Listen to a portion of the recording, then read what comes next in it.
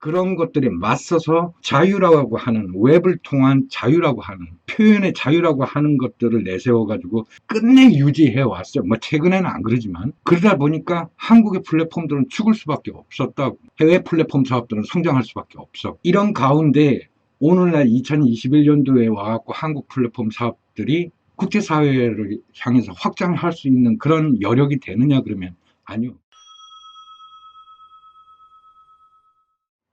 안녕하세요. 홍수장입니다. 새해 복 많이 받으시고요. 2021년도 홍스트라다무스라고 특집으로 제가 이 영상을 한두 편 나눠서 찍으려고 그러는데 작년 한 해 여러분들에게 말도 안 되는 소리들, 여러분들과 거리가 먼 이야기들과 같은 웹을 기반으로 한 이야기들을 하고 여러분들의 미래에 대해서 굉장히 부정적으로 이야기했었던 제 이야기들이 실제로 2021년도부터는 가시적으로 여러분들이 체감할 수 있도록 나타날 것이기 때문에 제가 무슨 점쟁이라고 예측하거나 앞으로 일들을 여러분들에게 설명하는 것이 아니라 그러한 위험한 요소들이 곳곳에 깔리고 사회, 문화, 경제적으로 많은 변화들이 있을 것이기 때문에 좀 더 여러분들이 알고 있다면 모른 채 맞이해서 당황하는 것보다는 좀 더 의연하게 맞이할 수 있지 않겠는가. 또한 그러한 위험한 요소들을 피해서 여러분들 중에 깨어있는 친구들이 있다 그러면 좀 더 덜 피해를 입고 앞으로 살아나가는 데 있어서 조금이나마 힘이 되지 않을까 싶어서 아저씨가 무슨 굿을 통해 가지고 미래를 예측하거나 이게 아니고 오래전부터 국제사회나 한국 사회가 그리 가고 있지만 우리 일반인들에게는 전혀 노출되지 않거나 자기들끼리화해서 전혀 이 사회, 이 국제사회가 어떠한 방향으로 포스 인더스트리 레볼루션에 향해서 문명이 바뀐 사회를 향해서 달려가는지 전혀 뉴스 보도를 하질 않아요. 그래서 제가 경험하고 듣고 확인한 정보와 지식들을 짧은 시간 안에 아주 쉽게 여러분들에게 설명하려다 보니 부정적인 내용들이 훨씬 많아요. 그 가운데 여러분들이 헤쳐나갈 수 있는 희망적인 방법도 조금 요소를 섞어서 2021년도부터는 어떤 변화들이 생기니까 여러분들이 그에 만반의 준비를 하셔가지고 좀 더 커다란 변화의 충격을 조금 감소시키는 그런 좀 준비하는 사람이 되었으면 하는 차원에서 이 영상을 찍습니다. 그래서 오늘은 홍수장 아저씨가 아니라 홍스트라다무스라는 이름으로 한두 편 정도 나눠서 이 영상을 찍으려고 해요. 2021년도부터는 국제사회 여러분들이 익히 알고 있는 커다란 대기업, 웹을 기반으로 한 사업들을 하는 기업들이 우리 한국에 런칭을 시작합니다. 또한 그에 발맞춰서 대기업들, 뭐 예를 들면 쿠팡 같은 경우에는 미국 시장에 주식시장에 상장을 지금 시도하고 여러 가지 국내 시장의 웹을 기반으로 한 대기업들이 살아나려고 몸부림을 치고 있는데 저는 생각하기에는 조금 너무 늦지 않았나. 이게 한국이 웹을 기반으로 한 사업을 하는 이 플랫폼들이 대한민국이 그동안 살아왔던 과정을 답습해버렸어요. 웹은 통제를 하거나 규제를 가하거나 하는 일들을 시도함과 동시에 전 세계 유저들로부터 버림받아요. 근데 한국에서 웹을 운영하는 플랫폼 사업자들이 자기네들이 규제하고 통제하는 가운데 자기네들끼리만 그 지식을 공유하고 재산권을 행사하기 위해서 지금까지 살아왔단 말이에요. 그러다 보니까 어떤 현상이 일어나요? 세계에서 고립이 돼버리는 거예요. 그러니까 한국인들의 플랫폼 사업자들은 한국인들만을 대상으로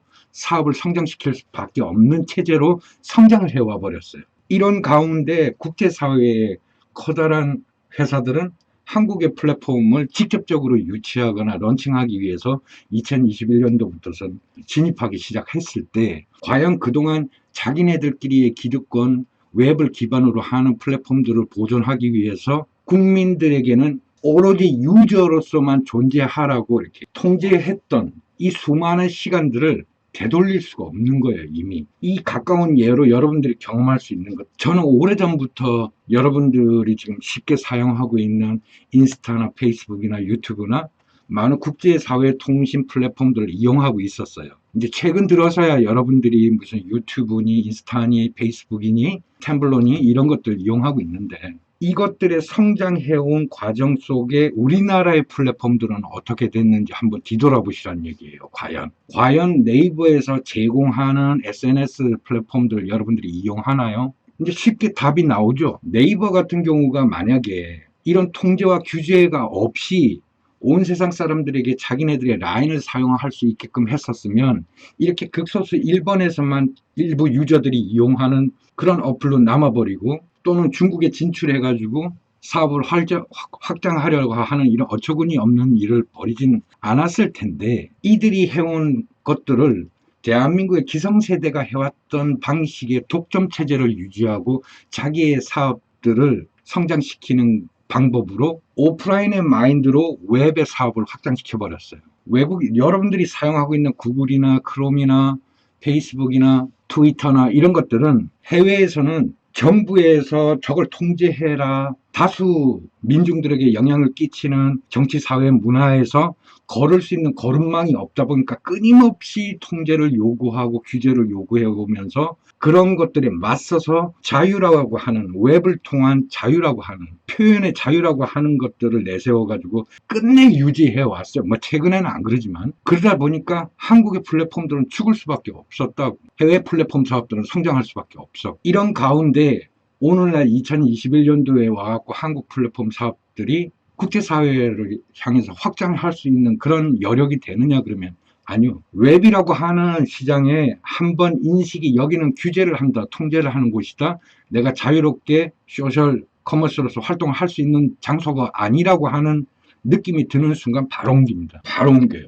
그래서 이 웹이라고 하는 환경은 규제와 통제가 들어가는 순간 이용 가치가 없어진다는 것들을 국내 플랫폼들이 간과했다라는 거예요. 여러분들이 사용하는 인스타그램 같은 경우도 초창기 생겼을 때는 한국 이용자들 수가 별로 그렇게 많지 않았습니다. 페이스북도 마찬가지고 유튜브도 마찬가지였어요. 그러니까 유튜브나 페이스북들이 한국에서 성장하기 위해서는 한국의 정보통신부에서 요구하는 규제와 통제를 어느 정도 할 필요성이 있었던 거예요. 그래서 초창기 한국에 유튜브나 페이스북이 들어왔을 때는 여러분들 기억하려나 모르겠는데, 웹이라는 시장을 통해 가지고 방송이 제일 먼저 활용하기 시작했거든요. 정보와 통신을 이용하는 제1의 사업 플랫폼이, 방송에서 이용할 때 여러분들 기억하실려나 모르겠지만 1991년도인가요? 걸프전 때, 걸프전에서 전쟁을 치르고 있는 전쟁터 현장 상황이 12시간도 안 돼서 우리 안방 TV로 생중계되는 것들을 경험을 했을 거예요. 그 전쟁을 통해서 웹을 기반으로 해서, 그동안은, 그 전에는 방송국에서 카메라나 이런 사람들이 필름을 카메라에 담아서 전장 현장에서 찍고 그것들을 본국으로 배달을 해가지고 편집을 통해서 보여주는 방식이었다면, 그게 아니라 위성을 통해서 현장에서 전쟁을 치르는 장면들을 찍고 동시에 본국에서 받아볼 수 있는 시스템이 된 거예요. 그러다 보니까 위성 사용료라는 걸 줘야 되겠죠. 그 돈이 어마어마합니다. 여러분들 올림픽 경기, 월드컵 경기, 아시안 게임 같은 경우도 방송국에서 생중계 하려고 그러면 그걸 촬영할 수 있게끔 허가를 얻어야 되고 그에 수반하는 금액을 줘야 돼요. 그 돈이 몇백억짜리예요. 굉장히 비싸요. 근데 당시 웹이라는 것들이 존재했기 때문에 그 걸프전을 기반으로 해가지고 방송 장비를 통하지만 기존의 방식이 아닌 웹로그 사이트라고 하는 시스템을 이용해가지고 웹으로 더 빠른, 또 방송 기자재를 통해서가 아니라 웹로그를 통한 기자재다 보니까 훨씬 가볍고 효율적이고 화질도 좋고 전송 속도도 빠른 그런 웹 통신을 이용해가지고 전쟁 상황을 생중계했던 게 1997년에 있었던 걸프전이란 말이에요. 걸프전을 통해가지고 엄청난 수의, 외국에서는 엄청난 수의 웹로그 사이트들이 만들어졌고, 종군 기자도 특별하게 국가에서 허락한 국영방송 몇몇 기자들만 종군 기자를 했었었는데 97년도에 있었던 걸프전에서는 무려 500여 명이 넘는 종군 기자들이 신청을 하고, 또한 방송을 하고자 하는 본국뿐만이 아니라 이라크 현지에 있는 현지 주민들이나 아니면 현지 병사들이 이러한 웹로그 사이트에다가 자기 영상을 팔아요. 현장 찍은 것. 그러니까 그런 생태계들이 이미 97년 걸프전을 통해 가지고 웹이라고 하는 환경들이 이제 그저 유저들이 사이트나 만들고 자기와 공감하는 서로의 그 소셜 커뮤니티를 이용한 통신 수단으로서 뿐만이 아니라 전쟁을 전 세계에 중계하는 엄청난 사건으로까지 확장이 돼버린 거예요. 그걸 확인함으로써 방송이라고 하는 방식이 완전히 기존의 아날로그 방식에서 디지털 방송으로 확 바뀌어버리는 거예요. 또한 기존에는 라디오 방송이든 어떤 조그만 칼럼이라든가 뉴스를 전해주는 그런 코너들도 방송국 안에 엄청난 돈을 들여서 세트를 짓고 그 세트를 통해 가지고 엄수를 한 뉴스거리만 편집을 통해 가지고 작가들로 하여금 대중들에게 전해줄 수 있도록 그것들을 녹화하거나 또는 생방송으로 한 1시간, 1시간 정도 틈이 있죠. 오늘 아침부터 자기들 뉴스 하기 전까지의 상황들의 뉴스들을 취합해서 전해주던 그런 뉴스 방식에서 아예 라이브 뉴스가 등장하게 된 거예요. 그래서 이미 97년도부터는 미국에는 여러분들이 지금은 이제 익숙하게 듣는 팟캐스트라고 하는 통신수단이라 웹로그 사이트의 방송들을 듣기 시작한 거예요. 그래서 방송국도 막대한 돈을 들여갖고 세트를 지어서 엄청난 출연료를 주고 유명 아나운서에게 방송을 맡기는 것이 아니라 오직 듣도 못한 그냥 기자가 자기가 자기 방 안에서 뉴스를 취재한 내용들을 라이브로 바로 내보는 거 편집 없. 그런 팟캐스트들이 굉장히 유명해지고 대중적으로 인기를 많이 얻고 지금 한국에서 아프리카 TV나 유튜브를 통해 가지고 BJ들이 돈을 버네, 크리에이터가 구독자가 많아서 돈을 버네 하는 여러분들이 이제 접하게 되는 이런 환경들이 이미 97년도부터 방송계에서는 있었다라는 얘기. 그걸 대한민국 방송들이 빨리 받아들여야 되는데 이제 그건 저쪽에 잘 사는 나라 문제고 우린 아니야 그러고 이런 아날로그 방식을 그대로 유지하고 있어. 그걸 김대중 대통령이 이거는 김대중 대통령 같은 경우에는 한국에서 생활한 것보다 수배당하고 살해 협박을 받으면서 해외에서 많이 생활하시면서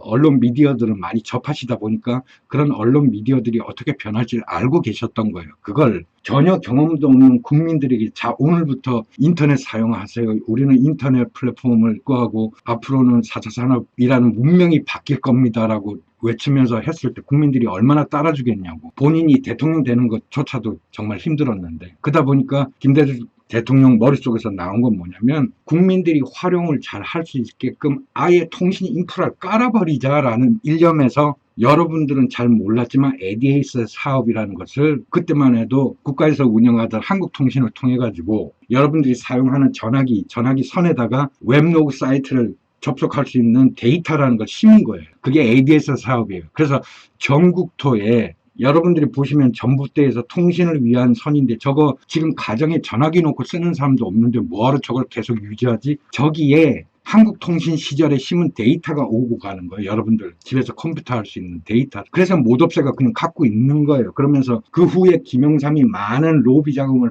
양성하고 케이블 TV 허가를 내주면서 오늘날에 이렇게 엄청난 채널 수가 만들어지고 통신사업자가 생겨나면서 무선통신이라고 하는 회사도 생기는 거고 한 거예요. 앞으로는 전봇대 없어질 겁니다. 유선 사업자들은 당연히 없어져야 하는데 예전부터 이미 깔아져 있고 존재하고 유지해야 될 전봇대라는 게 아직 꽂혀 있잖아요. 그걸 하루아침에 어떻게 뽑아버립니까? 그에 수반하는 무선이라고 하는 통신을 통해서 데이터를 전송하는 단말기도 다 교체를 해야 되는. 그러니까 여러분들은 제가 무슨 예지력이 있어서 앞으로의 일을 아저씨 어떻게 그런 걸 예측할 수 있어요? 예측하는 게 아니에요. 시행해 왔는데 그것들이 우리나라 정치 상황이나 이런 트렌드가 어떠냐를 저는 확인을 할 수가 있잖아요.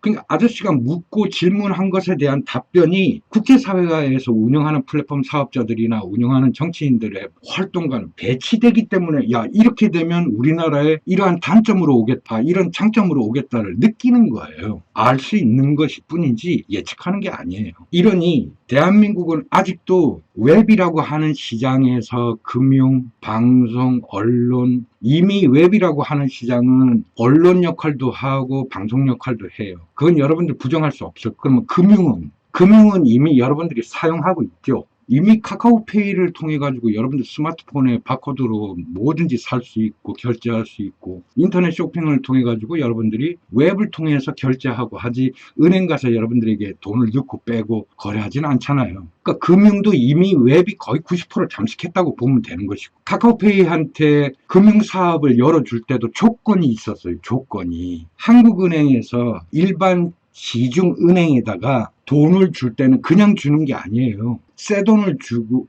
파는 거란 말이에요. 그럼 새 돈을 사올 때는 돈을 지불해야 될 거 아니에요. 그때 한국은행이 시중은행에다 빌려주는 돈의 이율이 0.5%예요. 시중은행이 한국은행에서 빌린 만큼 되돌려줄 때는 0.5%를 얹어서 줘야 돼요. 그렇다면 시중은행이 여러분들 대중들에게 돈을 빌려줄 때 이율이 어때요? 한 0.7%, 0.8%짜리가 있어요? 아니죠. 여러분들에게 신용대출을 해주지도 않을 뿐더러 보통은 대부분 담보대출이라는 걸 해줘요. 담보라는 건 이제 내 집이나 사업장이나 아니면 내 재산의 다른 것들을 걸고 그걸 담보로 해서 돈을 빌리는데 보통 이율이 16%, 14면 그것도 제1금융권 말하는 거예요. 제2금융권으로 넘어가 버리면 무조건 20%가 넘어가요. 내가 빌린 돈의 20%를 포함해서 갚아야 돼요. 그 20%가 만 원이나 뭐 100만 원 빌렸으면 얼마 안 해요. 근데 보통 그렇게 은행에서 융자하는 사람 어디 있어요? 빌리면 1000만 원이 넘어가지. 그럼 1000만 원이만 해도 20%면 얼마입니까? 그러니 1000만 원 빌린 사람이 그걸 갚기 위해서는 원금은커녕 그 이자에 대한 200만 원 이자, 1000만 원에 대한 20%니까 200만 원이겠죠? 200만 원을 갚기 위한 이자의 이자를 매달 넣는 것도 버겁다라는 얘기예요. 그러다 보니까 카카오가 금융 웹을 이용한 스마트폰을 이용한 스마트 금융을 하겠다고 사업자를 신청했을 때 정부에서 허가한 이유는 이율을 지금 시중에 있는 은행들보다 현저하게 낮게끔 융자해주는 사업도 자기들이 벌어들이는 수익의 50% 이상을 그러한 사업을 통해 가지고 우리나라의 금융시장을 좀 변화를 시켜 보겠다 해서 그럴 수 있느냐, 니들이 그런 사업들을 함께 하겠다고 약속을 해주면 사업을 허가해 주겠다 라는 조건으로 카카오페이를 넣은 거예요. 왜 카카오페이 말고도 삼성페이도 있고 뭐 많았잖아요. 뭐 네이버 페이도 있고. 근데 왜 카카오페이만 여러분들 들어가시면 대출도 해주고 뭐 이런 제도가 왜 있는 거예요? 그 약속을 하고 사업을 했기 때문에 독점권을 얻어낸 거예요. 근데 과연 카카오페이가 그렇게 여러분들에게 저렴한 이율로 돈 빌려주고 하는지는 잘 모르겠습니다. 저는 안 할 거라고 봐요. 왜? 한국인이기 때문에. 한국 애들은 독점 사업권을 얻게 되면 자기 이익을 위해서 움직이지 절대로 공공이라는 거는 이 머릿속에 들어있질 않아요. 그렇게 교육도 안 받아. 그래서 저는 앞으로 이런 문제들은 정부에서 좀 더 다양한 금융업을 갖다가 허가해줌으로 해갖고 경쟁을 시켜서 그 이율을 다운시키는 방법밖에 없다고 봐요. 국민들에게 혼란을 주기 때문에 안 된다. 하나로 통일해야 된다. 그건 헛소리입니다. 그건 카카오페이에서 하는 얘기일 뿐이에요. 우리에게 좀 더 많은 이율과 혜택을 주는 업체가 있다 그러면 그걸 이용하지 누가 미쳤다고? 필요 없어요. 그러니까 세계시장은 이렇게 변화해 와 앞으로 변화해 갈 거예요. 허나 한국에서 잘하는 웹을 통한 이런 플랫폼 사업자들을 보면 정말 이기적이고 돈밖에 몰라요. 그러니까 웹의 시장을 한국인에 맞춰서 자국민의 피와 살을 뜯어먹고 사는 플랫폼들밖에 없어요. 절대로 전 세계를 향해서 자기네들이 희생하고 도전하려고 하는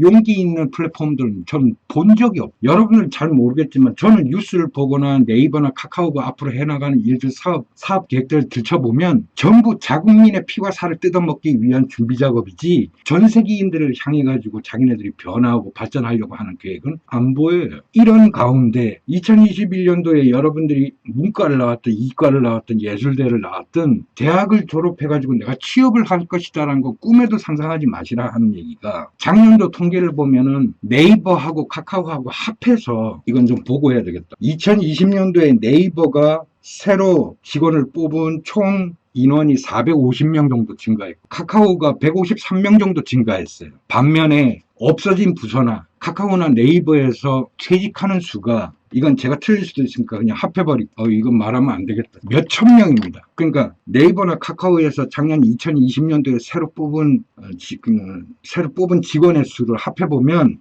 603명이란 말이에요. 근데 없어지거나 퇴직하거나 그만두는 인원들이 몇천 명이라 몇천 명. 거기다가 LG가 올해부터는 스마트폰 사업에서 철수하죠. 물론 LG가 기존에 있던 스마트폰과 관련된 업장과 노동자들에게 염려하지 마라. 고용은 보장한다 했는데 과연 평생을 스마트폰을 기준으로 해서 자기가 해왔던 영역들이 아닌 전혀 다른 시스템을 받아들이는데 거기서 견딜 수 있는 인원들이 얼마나 있을까? 거의 그만둔다고 봐야 되겠죠. 그러니까 2021년도에는 실업자 수가 폭발적으로 증가하는 하나예요. 이런 시국에 여러분들이 취업을 어디 취업한다는 얘기. 그리고 오프라인에 있는 직장생활, 여러분들이 급여를 받는 생활들은 애시당초 점점 사라지고 없어질 거라는 걸 아저씨가 지금 벌써 몇 년째 이야기를 하는 겁니다. 그러니까 자기가 학교를 졸업하든 학교를 가지 않든 이 사회에 나오면 노동을 통해서 돈을 버는 일자리밖에 없다라고 이야기를 하는 거예요. 그러니 직업의 규천을 따지지 말고 노동을 하라고 말하는 거예요. 여러분, 이 영상을 보는 여러분들 입장에서요. 아니, 내가 그러려고 미쳤다고 여기 비싼 돈 주고 대학 다닌 줄 아십니까? 그러면 여러분들이 원하신 대로 꾸준히 앞으로 뛰어나가시면 되는 것이고, 저는 이 영상을 통해서 우리 청년들에게 하고 싶은 얘기는 여러분들이 무슨 대학을 어떻게 공부해서 무슨 돈을 주고 어떻게 배웠는지 잘 모르겠지만 그거는 오프라인에 우리가 생성했던 조직들이나 생태계들이 만들어낸